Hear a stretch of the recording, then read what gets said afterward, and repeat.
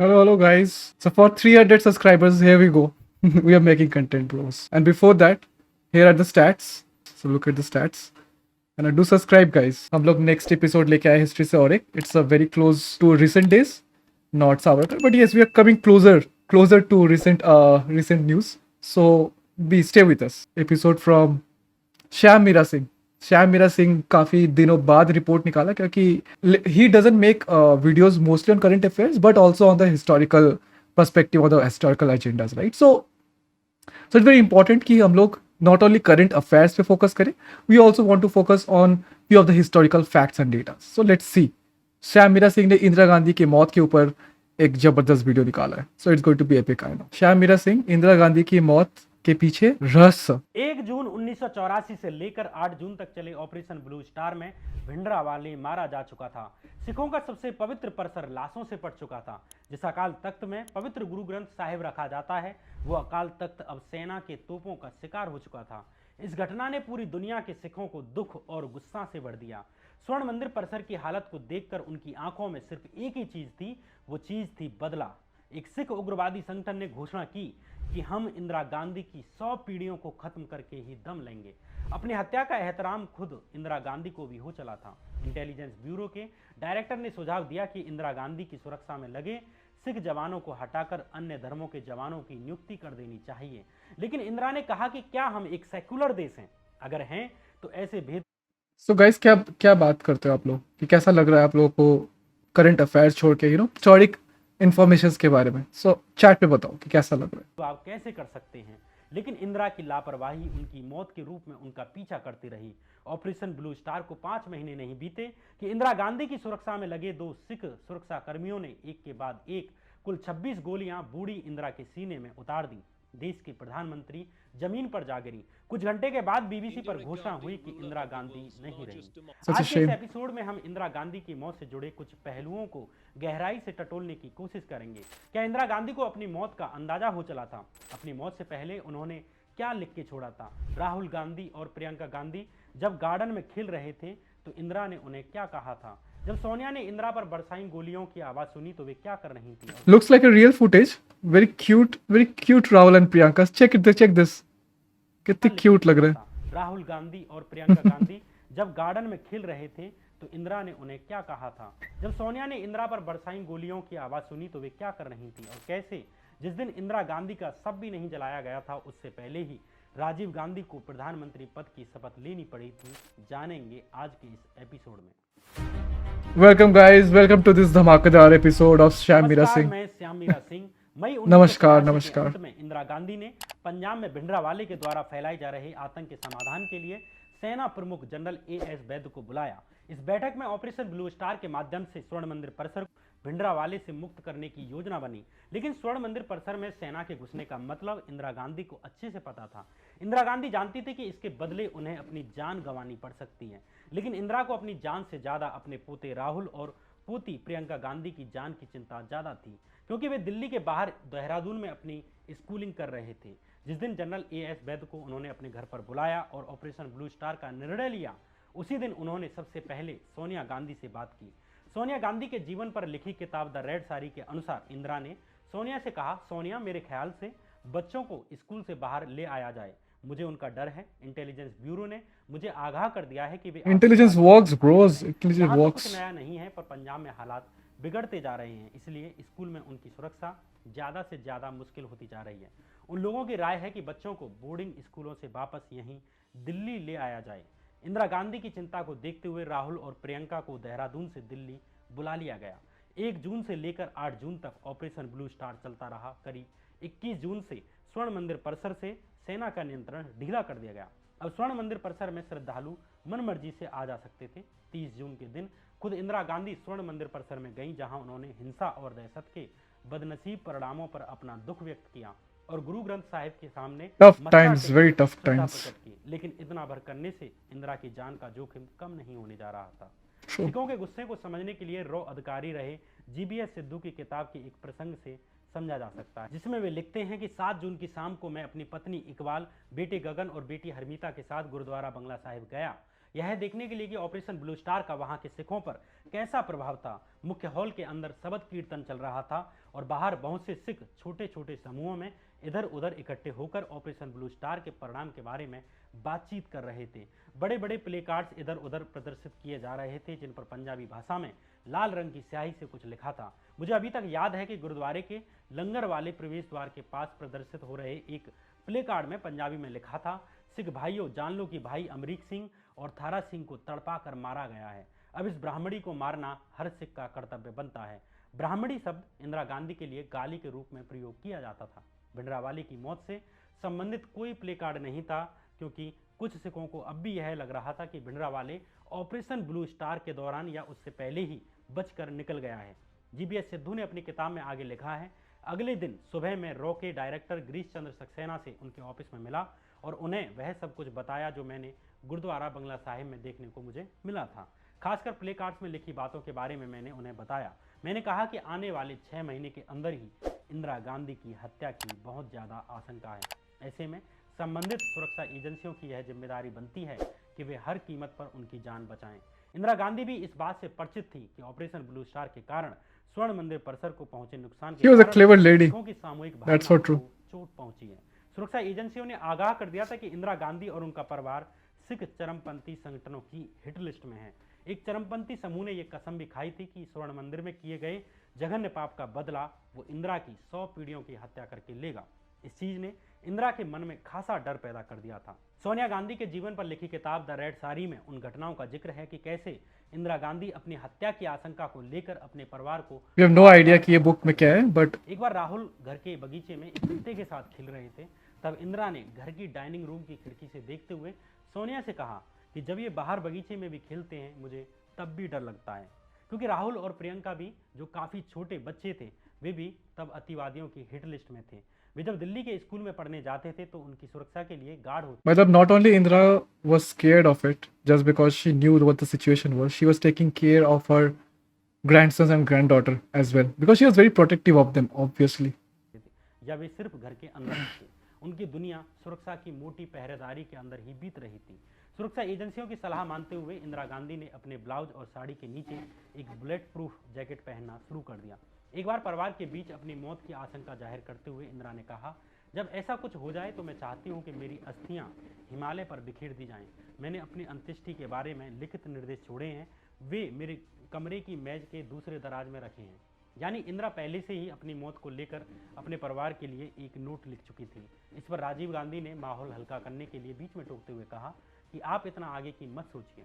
इंदिरा इतनी परेशान हो चुकी थी कि उन्होंने 14 साल के राहुल से भी बातें की।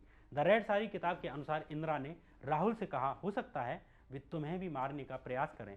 मैं चाहती हूँ कि तुम और तुम्हारी बहन दरवाजे से बाहर कभी मत जाना और इधर उधर मत घूमने जाना। अपनी हत्या की आशंकाओं के बीच इंदिरा गांधी उन महीनों में पूरे देश में घूमी जैसे सबसे स्ट्रेंज टू सी कि वही राहुल गांधी अभी इतना बड़ा हो चुका है ना, और उसने अभी पूरा इंडिया का फ्रॉम कन्याकुमारी टू कश्मीर तक पदयात्रा किया।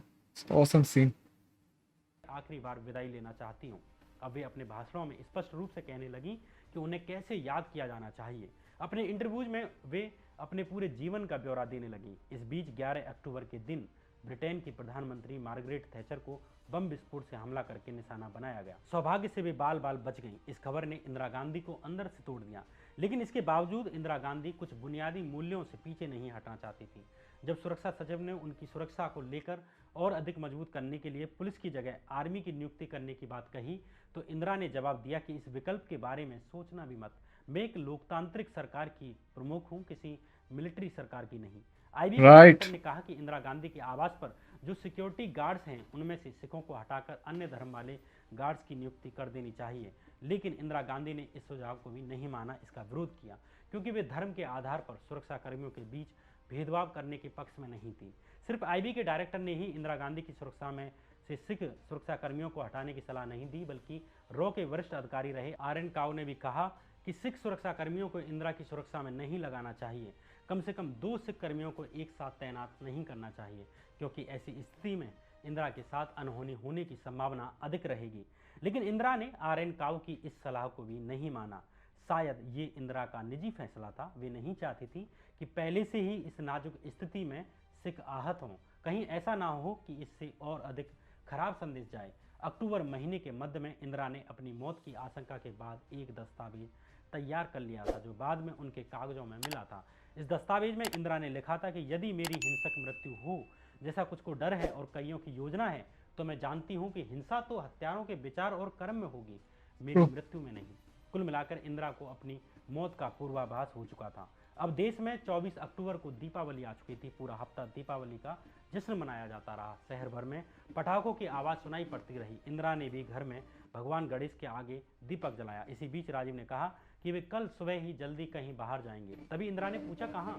इस पर राजीव ने कहा कि पश्चिम बंगाल। इंदिरा ने कहा तुम्हें मालूम है आज के दिन मृतकों की आत्मा अपनी यात्रा शुरू करती है, लोग उन्हें राह दिखाने के लिए दिए जलाते हैं।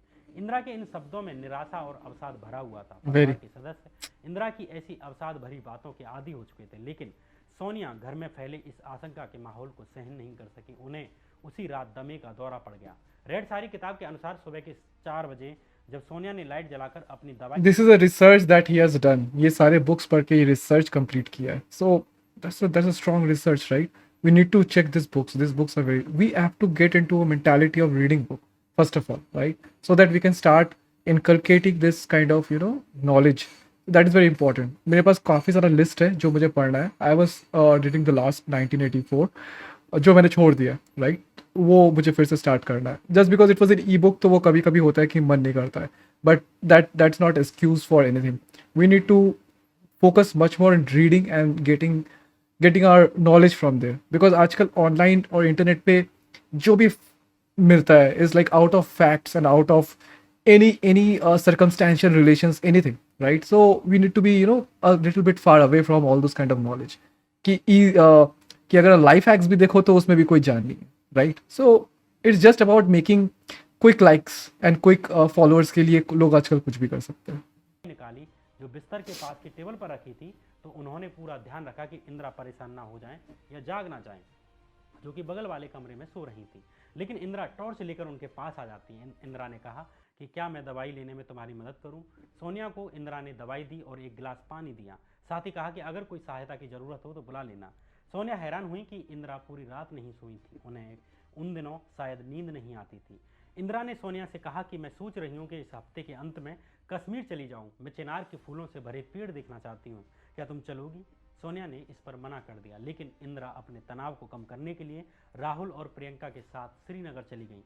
यहाँ वे अपने बच्चों को होटल में छोड़कर सिर्फ एक सिक्योरिटी गार्ड के साथ पहाड़ी पर मंदिर सीढ़ियाँ चढ़कर पहुँच गई. यहाँ वे लक्ष्मण जी से मिली जिनका यहाँ आश्रम था. कुछ घंटे वे उनके साथ रहीं. बाबा ने कहा कि वे आश्रम की एक नई इमारत का उद्घाटन कर दें. इस पर इंदिरा ने कहा कि मैं यदि जीती रही तो वापस आऊंगी. 28 अक्टूबर को वे वापस दिल्ली आ गई. लेकिन इंदिरा की आशंकाओं को सही ठहराने वाली तारीखें अब नज़दीक आ चुकी थी. अगले दिन इंदिरा गांधी उड़ीसा यात्रा पर गईं. यहाँ 30 दिसंबर के दिन दिए भाषण में इंदिरा ने कहा, मैं आज यहाँ हूँ, कल शायद यहाँ ना रहूँ. मुझे चिंता नहीं है मैं रहूँ या ना रहूँ. मेरा जीवन लंबा रहा है. मुझे इस बात का गर्व है कि मैंने अपना पूरा जीवन लोगों की सेवा में बिताया है. मैं अपनी आखिरी सांस तक ऐसा करती रहूंगी और जब मैं मरूंगी तो मेरे खून का एक एक कतरा भारत को मजबूत करने में लगेगा.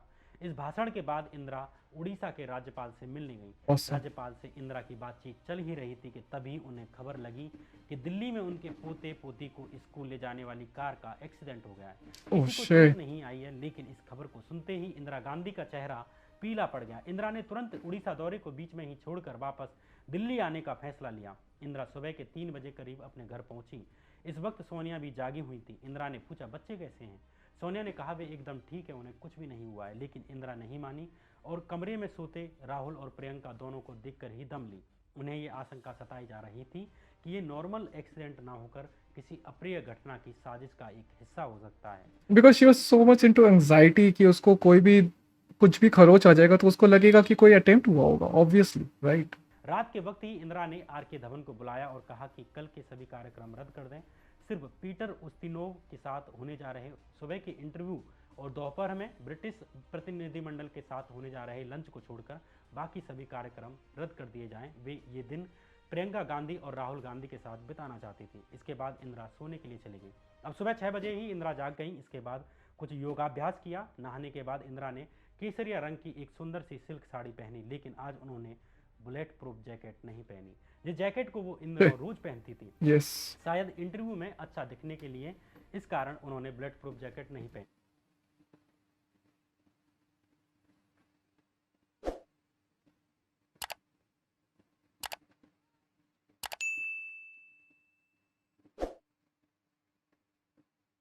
Is it somewhat?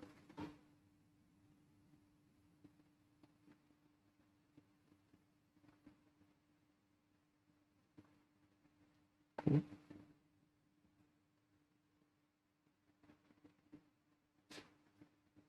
Let's go. इसके बाद इंदिरा ने नाश्ता किया। उनसे मिलने के लिए प्रियंका और राहुल आई, जो उस वक्त स्कूल जा रहे थे। इंदिरा ने प्रियंका को कसकर गले लगाया। ऐसा इंदिरा आमतौर पर नहीं करती थी, लेकिन पिछले दिन हुए एक्सीडेंट की घटना ने उनके अंदर भारी डर भर दिया था। इसके बाद इंदिरा ने राहुल को पास बुलाकर कहा कि याद है उस दिन मैंने तुम्हें क्या समझाया था, यदि मुझे कुछ हो जाए तो तुम मेरे लिए कतई नहीं रोओगे।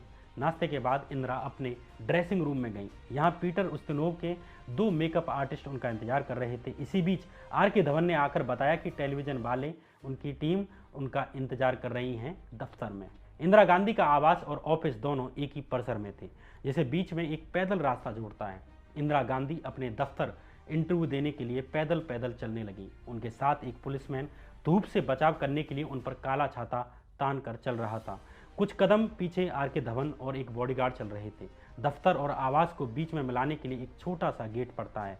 गेट के पास ही इंदिरा पहुंची थी कि उन्होंने अपने सामने बेअंत सिंह को देखा, जो उनका बॉडीगार्ड था और उनके लिए छोटा दरवाजा खुल रहा था। बेअंत सिंह के साथ एक और बॉडीगार्ड था जिसका नाम था सतवंत सिंह।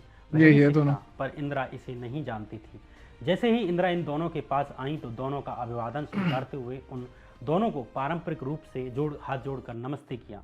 सुबह के करीब 9:15 हो रही थी। इधर इंदिरा ने नमस्ते किया, उधर 5 वर्षों से उनका वफादार बॉडीगार्ड बेअंत सिंह अपनी बंदूक निकालकर उनके सामने खड़ा था। एकदम सन्नाटा छा गया। इंदिरा बस इतना ही पूछ पाई कि तुम क्या कर रहे हो। इतने में बेअंत सिंह ने 4 गोलियां इंदिरा की तरफ चला दी। बेअंत सिंह अपने साथी पर चिल्लाया, फायरिंग। अब सतवंत सिंह ने भी अपनी ऑटोमेटिक स्टेन गन की पूरी मैगजीन, जिसमें 25 गोलियां थी, सब इंदिरा के बदन में दाग दी। इंदिरा का शरीर छलनी हो चुका था। देश की प्रधानमंत्री जमीन पर पड़ी थी, उनकी आंखें खुली हुई थी। उन्हें उस बेअंत सिंह ने धोखा दिया जो पिछले 5 साल से अधिक समय से उनकी सुरक्षा में था, जिस पर उन्हें विश्वास था, जिसे ऑपरेशन ब्लू स्टार के बाद इंदिरा की सुरक्षा से हटा दिया गया था, जिसे खुद इंदिरा गांधी ने वापस बुलवाया था। वही बेअंत सिंह इंदिरा को मौत की नींद सुला चुका था। इंदिरा को मौत की आशंका थी, लेकिन मौत ऐसे आएगी और इस आदमी से आएगी, इस बात का अंदाजा उन्हें शायद कभी नहीं था। आसपास के लोगों को लगा कि दीपावली में बच्चे पटाखों को चलाए जाने की आवाज है, लेकिन तुरंत ही सबको समझ आ गया कि कुछ अनहोनी हुई है। पास में ही खड़े अन्य सुरक्षाकर्मी इंदिरा को बचाने के लिए दौड़े, लेकिन तब तक देर हो चुकी थी। इंदिरा का शरीर एकदम मृतावस्था हालत में जमीन पर पड़ा था। बेअंत सिंह और सतवंत सिंह ने अपने हथियार जमीन पर फेंक दिए। हालांकि उनके हथियारों की गोलियां भी खत्म हो चुकी थी। बेअंत सिंह ने पंजाबी में कहा, मुझे जो करना है वो मैं कर चुका हूं, अब जो तुम्हें करना है वो करो। वहीं पास में तैनात आईटीबीपी के जवानों ने सतवंत सिंह और बेअंत सिंह को अपने नियंत्रण में ले लिया और पास में मौजूद गार्ड रूम में ले गए। इधर लोग प्रधानमंत्री आवास पर 24 घंटे उपलब्ध रहने वाली एम्बुलेंस के ड्राइवर की तलाश करने लगे। दुर्भाग्य से ड्राइवर उस वक्त चाय पीने के लिए गया हुआ था, इसलिए एम्बुलेंस जरूरत के वक्त काम ना आ सकी। इंदिरा को तुरंत उठाकर एक सफेद एम्बेसडर कार में डाला गया। तभी सोनिया गांधी घर के भीतर से चिल्लाती हुई आई। जिस वक्त सोनिया ने गोलियों की आवाज सुनी, उस वक्त वे घर के अंदर थी। एक्सक्यूज मी, लगा कि बाहर दिवाली के पटाखे छोड़े जा रहे हैं। सोनिया इंदिरा का सर अपनी गोद में लेकर एम्बुलेंस की पिछली सीट पर बैठ गई। एम्बुलेंस को तुरंत एम्स अस्पताल की तरफ दौड़ाया गया, जो प्रधानमंत्री आवास से करीब 4 किलोमीटर दूर था, लेकिन रास्ते में भारी ट्रैफिक था। ये सब इतनी जल्दी हो रहा था कि एम्स अस्पताल में ये सूचना भी नहीं पहुंची कि यहाँ प्रधानमंत्री को लाया जा रहा है। जब रेंग रेंग कर एम्बुलेंस एम्स पहुंची तो जूनियर डॉक्टरों ने पहचाना कि मरीज कोई और नहीं बल्कि इस देश की प्रधानमंत्री हैं। तुरंत सीनियर डॉक्टर इंदिरा के इलाज के लिए पहुंचने लगे। सबसे पहले ट्रेचियोटॉमी कर ऑक्सीजन को फेफड़ों तक पहुंचाने की कोशिश की गई। कई ट्यूब शरीर के अंदर डालकर उनके शरीर में खून पहुंचाने की कोशिश की गई। इसके बाद उन्हें 8वीं मंजिल पर मौजूद ऑपरेशन थिएटर में ले जाया गया। इत्तेफाक से यहाँ इलेक्ट्रोकार्डियोग्राम ने बहुत ही हल्की दिल की धड़कन की मौजूदगी दिखाई। ये बात डॉक्टरों ने सोनिया गांधी को बाहर जाकर बताई, जो वेटिंग रूम में वेट कर रही थी। इस बात ने सोनिया की आंखों में उम्मीद की किरण पैदा कर दी। हालांकि ये उम्मीद बस उम्मीदें भर थी। 16 गोलियों ने इंदिरा के शरीर को छलनी कर दिया था। कुछ संवेदीदों का यह भी कहना है कि इंदिरा ने घटनास्थल पर ही दम तोड़ दिया था। इधर सोनिया गहरे सदमे में थी। उन्हें ये सोचकर ही डर लग रहा था कि मालूम नहीं कि कौन दुश्मन किस भेष में आ जाए। उन्हें राहुल और प्रियंका की जान का डर सता रहा था, जो अभी घर नहीं पहुंचे थे। वे स्कूल हैं या घर हैं उन्हें नहीं पता था। विश्वास किस पर करें? उन्हें नहीं मालूम था कि घर पर मौजूद कौन कौन शख्स इस साजिश में शामिल था। नहीं मालूम था कि विश्वास किस पर किया जाए, सचिव पर किया जाए या नौकर पर या कर्मचारी पर। तभी सोनिया की करीबी दोस्त पुपुल जयकर अस्पताल पहुंची। उन्होंने सोनिया को बताया कि दोनों बच्चे स्कूल से घर आ चुके हैं। बाहर अभी किसी को इंदिरा के साथ हुई इस घटना की खबर नहीं थी। सड़कों पर आम जीवन सामान्य बना हुआ था। उधर सतवंत सिंह और बेअंत सिंह को आईटीबीपी के जवानों ने मौके तो पर पकड़ ही लिया अपने गया। कब्जे में ले लिया। इसके बाद उन्हें पास के ही गार्ड रूम में ले गए। यहाँ अचानक एक बार फिर गोलियों की आवाज़ सुनाई दी। सतवंत सिंह और बेअंत सिंह दोनों को गोलियों से भून दिया गया था। हालांकि इन दोनों को ही तुरंत राम मनोहर लोहिया अस्पताल ले जाया गया। बेअंत सिंह उसी वक्त मारा जा चुका था, उसे तुरंत ही मृत घोषित कर दिया गया था, लेकिन सतवंत सिंह को इमरजेंसी में भर्ती करके डॉक्टरों ने बचा लिया। सतवंत सिंह को 7 गोलियां लगी थी। इधर 2:20 पर इंदिरा को मृत घोषित कर दिया गया। 10 मिनट बाद ही बीबीसी ने ये खबर प्रसारित की तो पूरी दुनिया में ये खबर फैल गई। इधर दिल्ली से बहुत दूर पश्चिम बंगाल के देहात क्षेत्रों में राजीव गांधी की एम्बेसडर कार बड़ी ही तेजी से दौड़ रही थी। राजीव कलकत्ता से 200 किलोमीटर दक्षिण में एक क्षेत्र में गए हुए थे। तभी रास्ते में पुलिस की जीप ने उन्हें रोककर एक पर्चा दिया। उस पर्चे पर लिखा था, प्रधानमंत्री आवास पर एक दुर्घटना हुई है। तुरंत अपनी सारी यात्राएं रोककर दिल्ली पहुंची है। ग्रामीण क्षेत्रों से गुजर रही कार में ही राजीव ने रेडियो पर सुना कि उनकी मां इंदिरा गांधी को उनके आवास पर ही गोली मार दी गई है। उन्हें अस्पताल ले जाया गया है, जहां डॉक्टर उन्हें बचाने की कोशिश कर रहे हैं। कलकत्ता से 30 किलोमीटर दूर ही एक हेलीकॉप्टर राजीव को लेने आया। हेलीकॉप्टर ने राजीव को एयरपोर्ट पर छोड़ा, जहां से वे एयरफोर्स के एक जहाज में चढ़े। राजीव पायलटों वाली जगह पर खड़े हो गए, जहां से रेडियो में वे दिल्ली की खबरें ले सकते थे। अंततः यही एक खबर उन्हें मिली कि उनकी मां को मृत घोषित कर दिया जा चुका है। राजीव इस खबर से एकदम स्तब्ध थे, ना उन्होंने आंसू बहाए, न किसी से कुछ बोले। उधर डॉक्टरों की घोषणा के बाद सोनिया के दोस्त पुपुल जयकर ने सोनिया से घर चलने के लिए कहा, ताकि इंदिरा की अंतिम यात्रा के लिए उनके कपड़े ले आए। जब सोनिया घर की तरफ निकली, सड़क पर सब सामान्य था। अभी अधिक लोगों को खबर नहीं लगी थी कि इस देश के प्रधानमंत्री का निधन हो चुका है। सोनिया घर पर पहुंची तो राहुल ने पूछा, दादी कैसी हैं? सोनिया कुछ कह ना सकी, रोते हुए राहुल से लिपट गईं। प्रियंका दौड़कर अंदर गईं, सोनिया का इनहेलर लेकर आईं। सोनिया ने इंदिरा के ड्रेसिंग रूम में घुसकर उनकी सबसे पसंदीदा साड़ी निकाली, जो हल्की पीली गुलाबी रंग की थी, जिसे लेकर सोनिया और पुपुल अस्पताल की तरफ जाने लगी। लेकिन अब सड़कों का माहौल बदल चुका था। दुकानें बंद हो रही थी। ज़्यादा से ज़्यादा लोग अस्पताल की तरफ इकट्ठा होना चाहते थे। सोनिया और उनके बच्चों को जैसे तैसे एक द्वार से अंदर ले जाया गया। इसी समय राजीव दिल्ली के पालम एयरपोर्ट पर उतर चुके थे। यहाँ उनकी पार्टी के कुछ नेता उन्हें लेने के लिए पहुंचे। राजनीतिक गलियारों में एक खालीपन आ चुका था। राजनीति का केंद्र प्रधानमंत्री ऑपरेशन थिएटर में लगभग मृतावस्था में थी। आसपास रह रहकर ये सवाल आ रहा था कि अगला प्रधानमंत्री टफ गाइस, टफ। कांग्रेस नेता राजीव को जल्द से जल्द प्रधानमंत्री पद संभालने के लिए तैयार करने के लिए आए थे, ताकि प्रधानमंत्री की गैर मौजूदगी में राजनीतिक शून्यता की स्थिति पैदा ना हो जाए। जिस वक्त इंदिरा गांधी के साथ ये घटना घटी, उस वक्त देश के राष्ट्रपति ज्ञानी जैल सिंह यमन देश की यात्रा पर थे। उन्होंने तुरंत दौरा रद्द करके भारत वापस लौटते हुए ही हवाई जहाज में ही अपना मत भेज दिया कि राजीव को अगला प्रधानमंत्री बनाया जाए। साथ में ये भी कहा कि ऐसा तुरंत हो जिससे और समय बर्बाद ना हो। इधर 3:15 पर राजीव ऑपरेशन थिएटर से लगे कमरे में पहुंचे। यहाँ सोनिया को जाते हुए ही उन्होंने गले से चिपका लिया। सोनिया फूट फूट कर रोने लगी। राजीव ने अपने बच्चों को भी गले लगाया, जो भयभीत नजर आ रहे थे। राजीव के अंदर अभी भी इस बात का ख्याल था कि कट्टरपंथियों ने घोषणा की है कि वे इंदिरा की 100 पीढ़ियों को खत्म कर देंगे। उन्हें अब भी ये डर था कि इस अस्पताल में भी कोई हत्यारा छुपा हो सकता है। राजीव ने सोनिया को बताया, वे मुझे प्रधानमंत्री बनाना चाहते हैं। सोनिया ने आंखें बंद कर लीं, जैसे वे इस खबर को सुनना ही नहीं चाहती थी। राजीव ने सोनिया को बताया कि हमारे परिवार बस tough times, but political vacuum जो क्रिएट हुआ है, it was such a pressure, वो अंडरस्टैंड करना पड़ेगा, राइट? देयरफॉर कि अंडर सच सर्कमस्टेंसेस आल्सो कि डिसाइडिंग कि कौन नेक्स्ट पीएम बनेगा और take Indira's seat was so important और देश के लिए ये बेहद जरूरी है। सोनिया नहीं चाहती थी कि राजीव राजनीति में आए। अभी तक सोनिया खुद भी राजनीति से बहुत दूर थी। उनकी दुनिया अपने बच्चों और किचन तक समेटी हुई थी। सोनिया ने राजीव से कहा, हम यहाँ से कहीं और चलकर क्यों नहीं रह लेते? सोनिया रोती रही। सोनिया ने कहा, वे तुम्हें भी मार डालेंगे। राजीव ने कहा, मेरे पास कोई विकल्प नहीं है, वे मारेंगे तो मुझे है ही, चाहे मैं सत्ता में रहूं या ना रहूं। सोनिया ने कहा, प्लीज इसे स्वीकार मत करो, उनसे मना कर दो। सोनिया बार बार कहती रही कि वे तुम्हें मार डालेंगे, वे तुम्हें मार डालेंगे। हालांकि ये बात में सच हुई। 6 साल 4 महीने बाद राजीव की भी ऐसे ही हत्या कर दी गई। हालांकि इस बार हत्या की साजिश श्रीलंका के तमिल उग्रवादी संगठन लिट्टी ने रची थी। Right. खालिस्तान के चरमपंथियों पर भी इस साजिश में शामिल होने का आरोप लगा था। राजीव गांधी की हत्या की साजिश पर भी मैंने इसके एक videos सीरीज already बनाई है, इसने जिसकी बनाया लिंक है। आपको कमेंट बॉक्स में और We description have box watched में it, भी मिल but if you जाएगी। want, we can यही watch it कारण again. था कि सोनिया गांधी रोते हुए बार बार राजीव से कह रही थी कि वे आपको भी मार डालेंगे। इसी बीच इंदिरा गांधी के सचिव पीसी अलेक्जेंडर वहां अचानक से आ जाते हैं। उन्होंने सहानुभूति के भाव में राजीव की बाह पकड़ी और कहा, हमें तुरंत शपथ ग्रहण का इंतजाम करना है। राजीव ने जवाब दिया, मैं ठीक 6 बजे राष्ट्रपति भवन पहुंच जाऊंगा। राजीव ने सोनिया का माथा चूमा So और tough, धीरे guys, से so वहां से tough. चले गए। 31 अक्टूबर की शाम, यानी जिस दिन इंदिरा गांधी की नृशंस हत्या हुई, उसी शाम 6:45 पर राजीव गांधी को प्रधानमंत्री पद की शपथ दिला दी गई। प्रधानमंत्री पद स्वीकार करने से पहले ही राजीव ने स्पष्ट कर दिया कि वे सरकार में कोई बदलाव नहीं करेंगे। जो मंत्री पहले थे अब भी वही कायम रहेंगे। पहली ही मीटिंग इंदिरा गांधी की शव यात्रा को लेकर हुई। तय हुआ Oh, कि इंदिरा का young शव Rahul Gandhi. त्रिमूर्ति भवन में रखा जाएगा, जहां जनता अपनी नेता के अंतिम दर्शन कर सकेगी। यहां सबसे पहले उषा भगत ने इंदिरा के अंतिम दर्शन किए। उनके अनुसार इंदिरा का शव सूजा हुआ था और फीका पड़ चुका था। त्रिमूर्ति भवन पर जन सैलाब उमड़ने लगा। इंदिरा गांधी अमर रहें के नारे आसमान में गूंजने लगे। इसी बीच वो नारे गूंजे जिसने अगले 3 दिन तक दिल्ली को जलाया।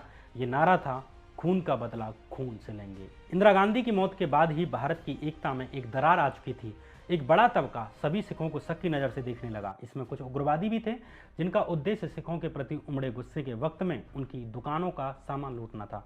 देश और दिल्ली में सांप्रदायिक हिंसा की आशंकाओं में राजीव गांधी ने रात 11 बजे ही देश को संबोधित करते हुए शांति की अपील की। सबसे पहले राजीव ने कहा, भारत की प्रधानमंत्री इंदिरा गांधी की हत्या हो गई है। वे मेरी ही मां नहीं थी, वे देश भर की मां थी। उन्होंने अपने रक्त की अंतिम बूंद तक देश की सेवा करी। निश्चय ही यह बड़े दुख की घड़ी है, पर ऐसे ही समय में किसी कौम के धीरज, बल और बुद्धि की परीक्षा होती है। पहली Right. बात जो करनी है वह यह है कि हम अपना संतुलन बनाए रखें। बहुत ही जो सही बात अनहोनी, की है। दुखदाई और गंभीर स्थिति हमारे सामने आई है, उसका हम सामना करेंगे। दूसरी बात यह है कि हम अपने को शांत रखेंगे। शोक, आवेश, घबराहट से हम सही कदम नहीं उठा सकते। देश की किसी भी भूमि में हिंसा का उठना इंदिरा जी की आत्मा को दुख पहुंचाएगा। इस वक्त सबसे जरूरी यह है कि हमारा एक कदम सही दिशा में हो।